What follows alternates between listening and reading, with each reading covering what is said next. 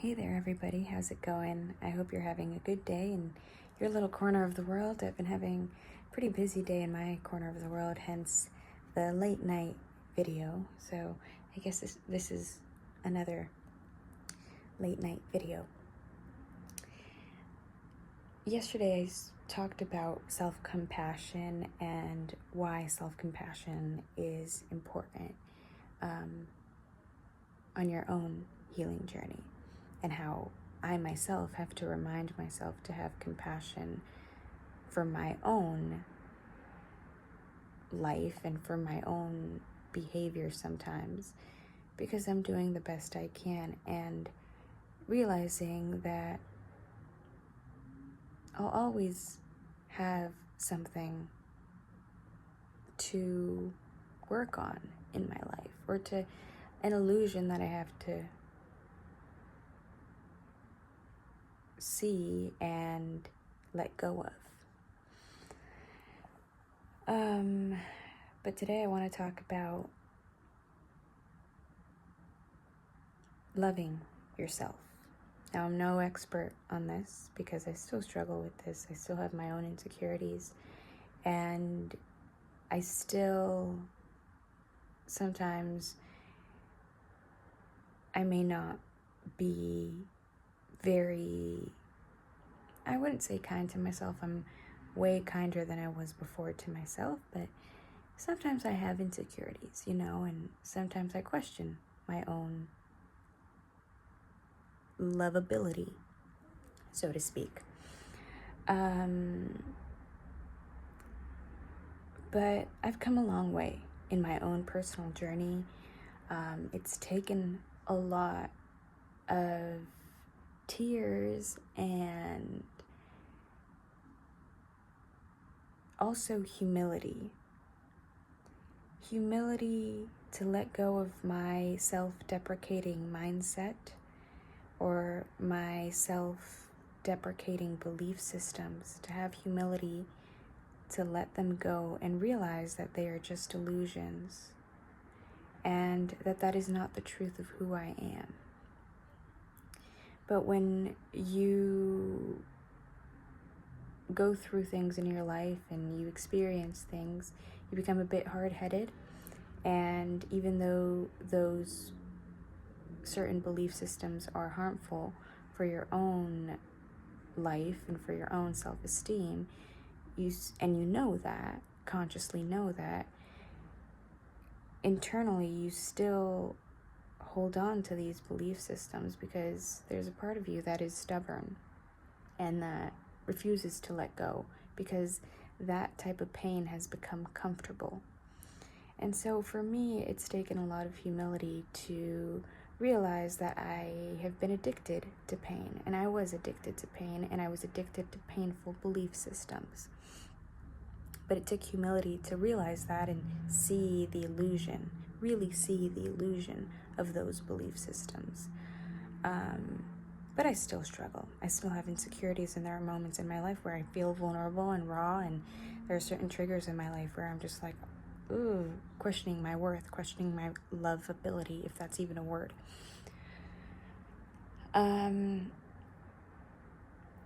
But one of the things that has helped me is to say I love you to myself, and to picture my self when I was my younger self, when I was like 6 or 7 years old, 5 years old, 8 years old, 9 years old, when all the negative programming started in my life, for as far as I can remember. And remembering how I felt, and remembering how vulnerable she was, how deeply unsafe she felt. And so one of the things that has helped me is to say I love you to that, think back to my younger self and say I love you to that child. I love you, I love you, I love you. And even though that child may not believe that at first, with repetition, your subconscious mind begins to internalize that, just like the bad belief systems had a way of internalizing themselves in you, right? There was some kind of repetition.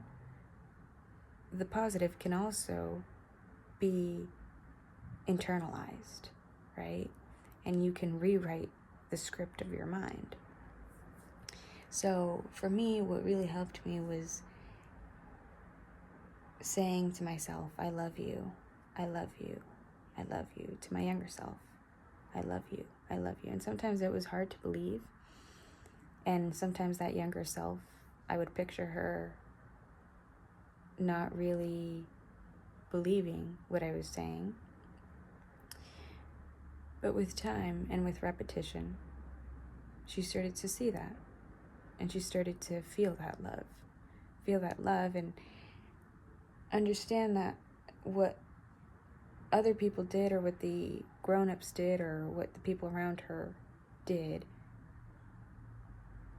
was never contingent on her worth. That their actions never defined her worth. So that was really hard, but sometimes you just gotta say I love you to yourself. Love comes to me effortlessly. What other affirmation do I say sometimes? I am worthy of love. I am love. Now let me explore the affirmation, I am love. At first I didn't really understand it when I would repeat it all the time, right? I would just do it because I wanted to rewire my brain and I wanted to have a more positive mindset. So at first, I started these affirmations as an escape mechanism to escape my pain and to at least attempt to have a better positive mindset.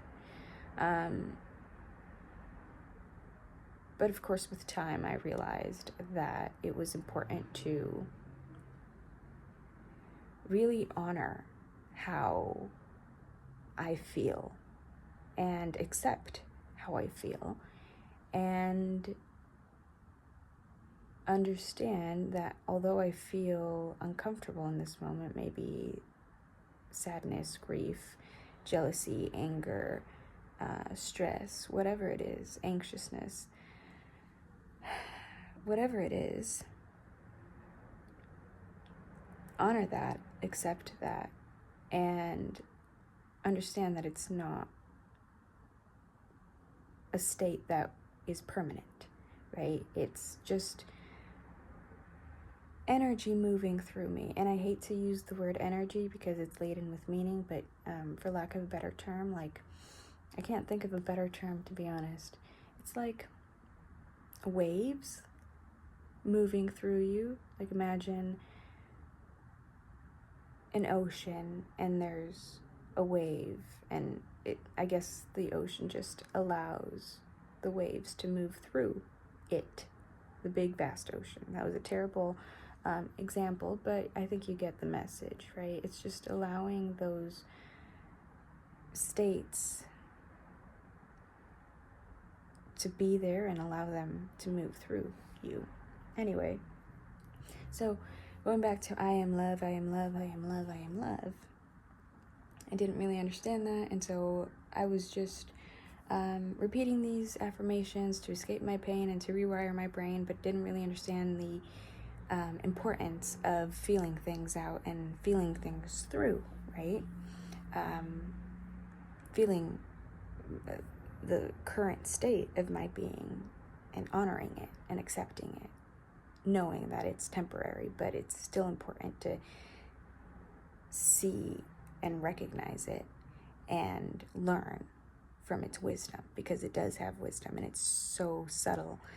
The wisdom of suffering is so subtle and doesn't really play the same game that our ego does, because our ego believes that the way we become, quote unquote, and I hate to use this word, but enlightened or awakened or,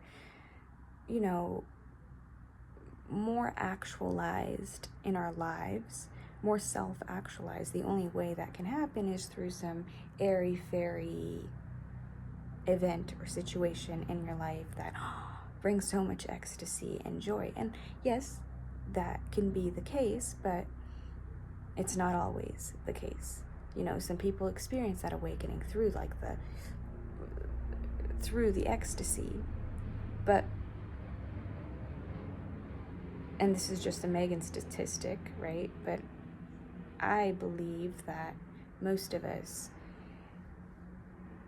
awaken, and by awaken I mean just see the illusion of this game, or at least start to see that we shouldn't take ourselves so seriously, right? And I guess that would be the basic definition of awakening. Not taking yourself so seriously, not taking the things of this world so seriously, because you're only going to be here for a very short amount of time. And so when you begin to awaken like that, it usually comes from suffering. Like,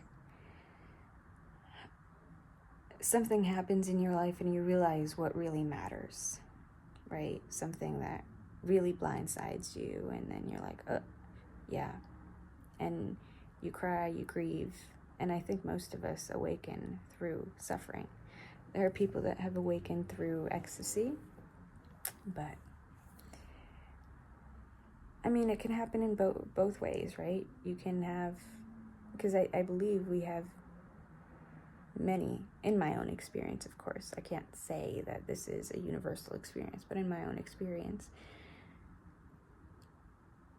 I have had many awakenings. And by that I mean, and like I said, don't take the word awakening as this like hippy-dippy, new agey term.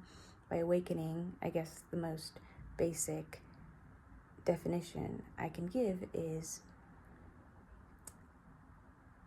understanding the cosmic joke and just, I'm gonna be here for I don't know how long, and I shouldn't take myself so seriously.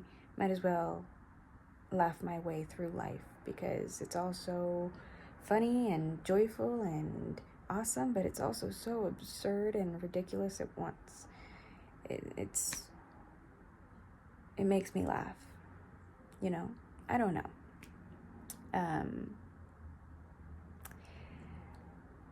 So I've had many of those awakenings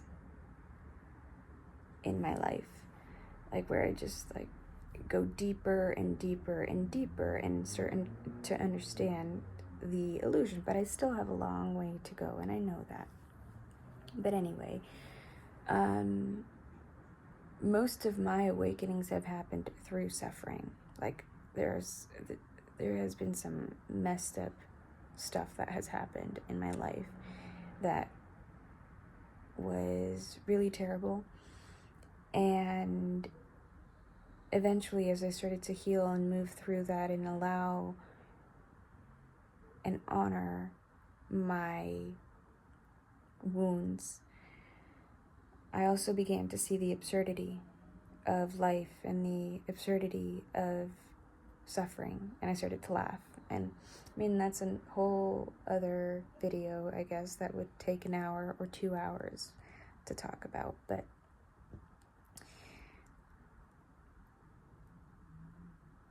I think that in the end, we're only here for a very short amount of time, and I think we all intuitively know that. So we might as well love ourselves along the way. We might as well remember our wholeness along the way, because I know it's hard. I mean, living in this society with the programming of this society, and I mean, it depends where in the world you live, because depending on your geography, that will be your type of programming, right?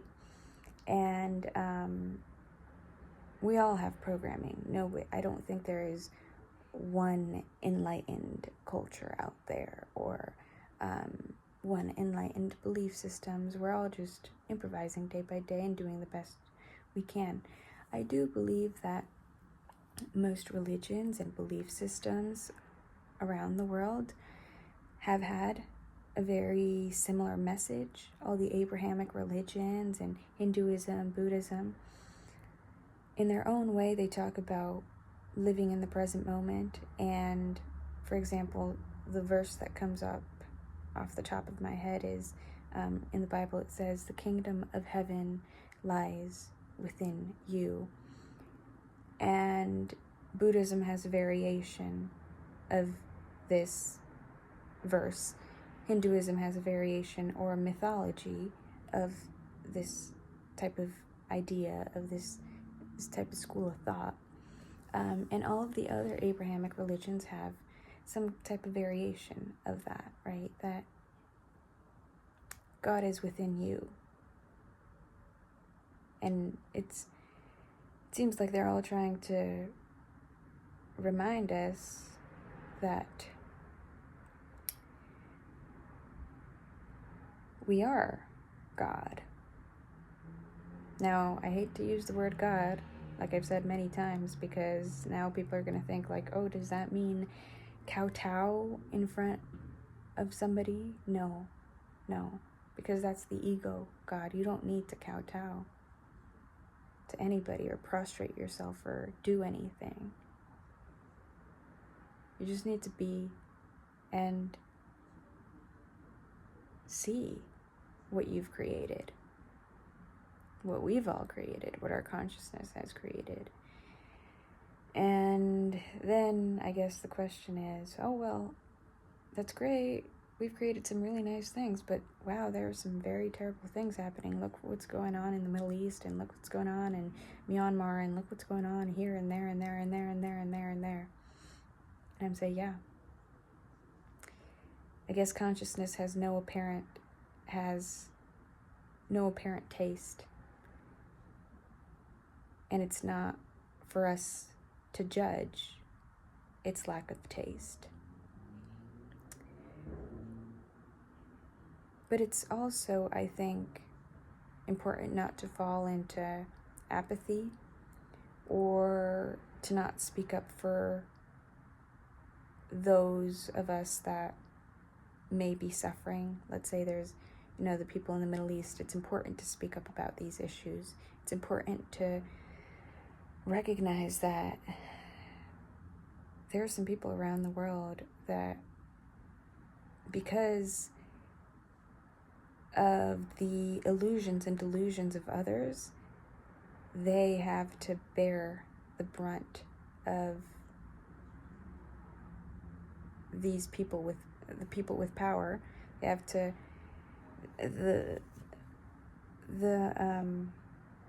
sorry, I'm tired, but I don't want to say the word, but because I don't want to make my videos viral or any of that. Anybody that watches my videos, I believe, was meant to watch my video. So I'm not really clicking on the views, but everybody knows what's going on in the Middle East, right? And they have to bear that brunt, bear the brunt of the greed of those politicians in power. Greed, which is an illusion, right? Now I know I'm not making sense right now, but what I'm trying to say is, once we learn to love ourselves, once we learn to see that we have everything we need, life itself has everything we need, and there's no need for greed, because you and I are abundance. We are the embodiment of abundance. You just have to let go of your definition of abundance and explore what abundance really means. So with that said, when you believe that, and when you believe that you are abundant and you are loving and you are worthy, all your problems start to fall away, and you don't need to sabotage other people. You don't need to take away from what other people have, because you know that you have everything you need. Now, of course, this sounds like a very utopic idea, hippy-dippy maybe, but I think if all of us tomorrow woke up loving ourselves, which I know is probably not going to happen unless a miracle happens, you never know. If all of us truly loved ourselves and saw our wholeness and saw that we were abundant and we had everything we needed, there's no need for greed, no need for hoarding, no need for just being selfish, then all of the problems of the world would fall away. If we just began to love ourselves, realize that, wow, life is pretty cool, and it has everything we need. So I don't need to take away from this other character living in another part of the world. We can share, we can barter, we can trade, but there's no need to take away. Those are just my 2 cents. But anyway, it's getting late and I'm getting tired because I'm starting to stumble on my words, I feel. So anyway, I hope you have a great day, and